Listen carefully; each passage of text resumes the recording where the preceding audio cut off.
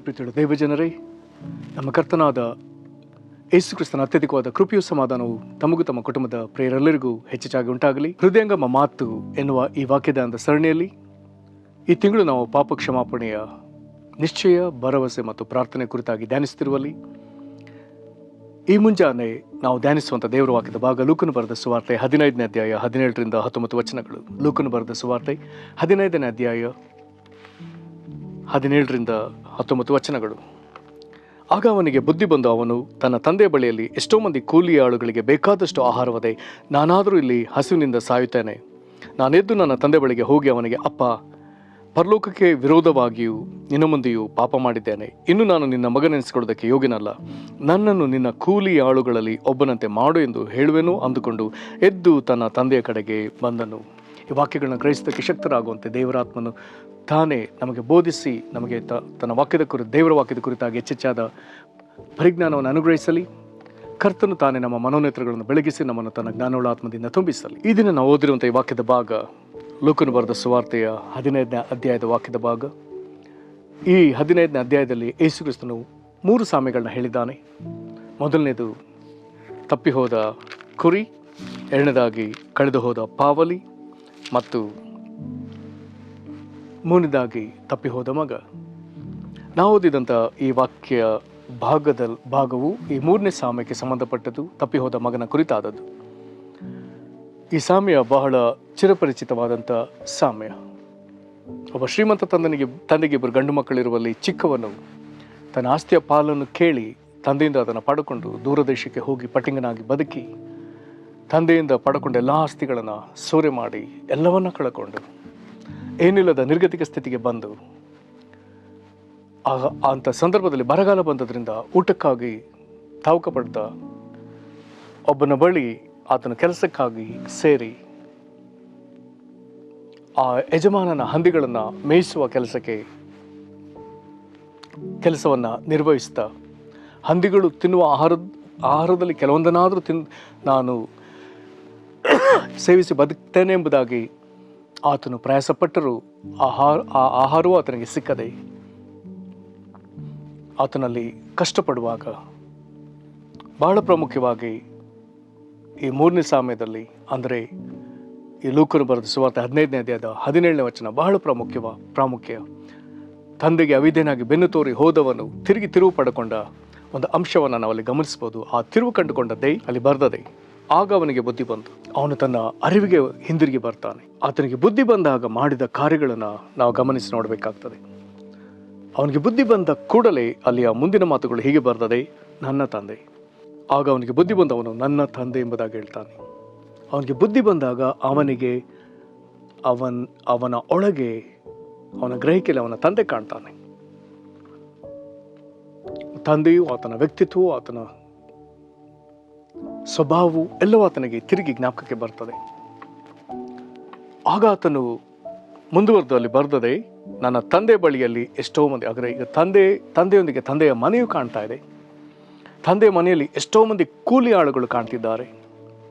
ಈಗ ಆತನಿಗೆ ಅರ್ಥವಾಗ್ತದೆ, ನಾನು ಮಗನಾಗಿ ಹೇಗೆ ಒಂದು ಹೀನ ಸ್ಥಿತಿಯಲ್ಲಿದ್ದೇನೆ, ಆದರೆ ನನ್ನ ಕೂಲಿ ಆಳುಗಳು ನನಗಿಂತ ಉತ್ತಮವಾಗಿ ನನ್ನ ತಂದೆ ಬಳಿಯಲ್ಲಿ ಊಟ ಮಾಡ್ತಿದ್ದಾರೆ. ಅದನ್ನು ಓದೋಣ. ನನ್ನ ತಂದೆ ಬಳಿಯಲ್ಲಿ ಎಷ್ಟೋ ಮಂದಿ ಕೂಲಿ ಆಳುಗಳಿಗೆ ಬೇಕಾದಷ್ಟು ಆಹಾರವದೆ, ನಾನಾದರೂ ಇಲ್ಲಿ ಹಸುವಿನಿಂದ ಸಾಯ್ತೇನೆ.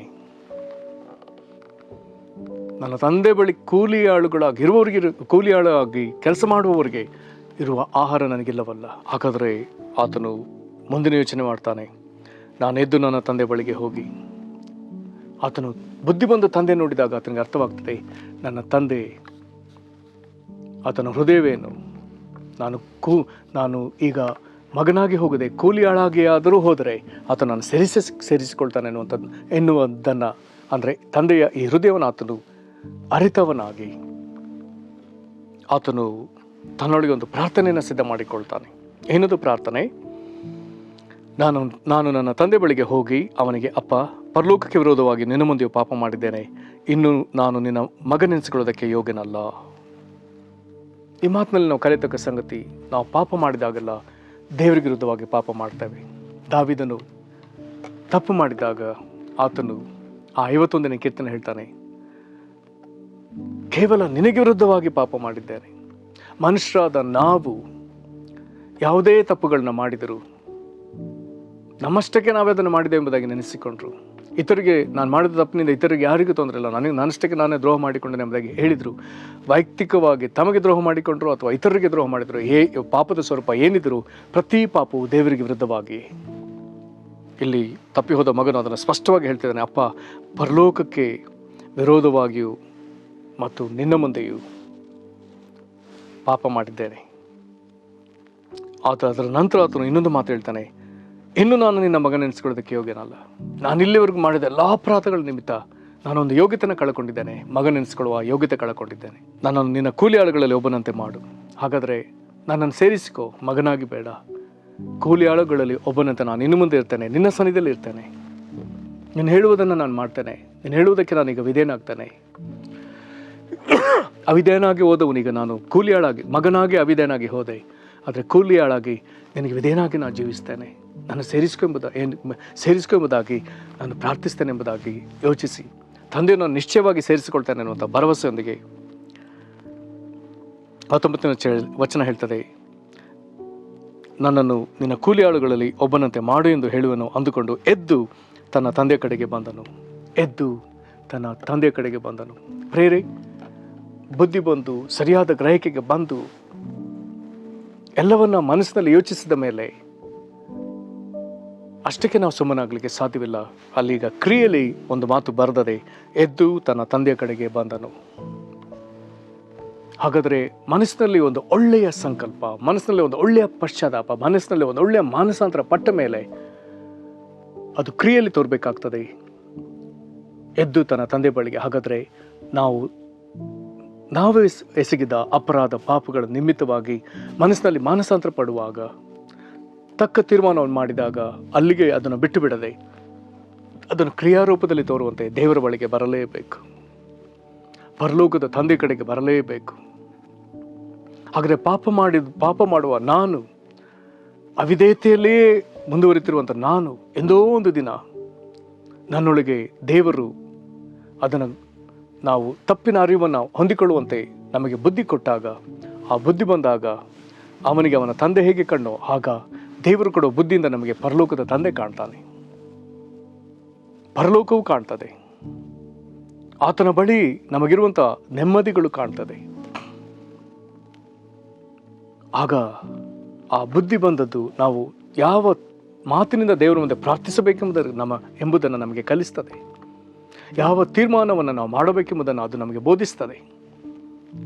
ಆ ಪ್ರಾರ್ಥನೆ ತೀರ್ಮಾನಗಳು ಬಂದಾಗ ಸುಮ್ಮನೆ ಇರದೆ ನಾವೀಗ ಕ್ರಿಯಾಶೀಲರಾಗಿ ಪರಲೋಕದ ತಂದೆ ಕಡೆಗೆ ನಾವೆದ್ದು ನಡೆಯಲೇಬೇಕು, ಆತನ ಬಳಿಗೆ ಬರಲೇಬೇಕು.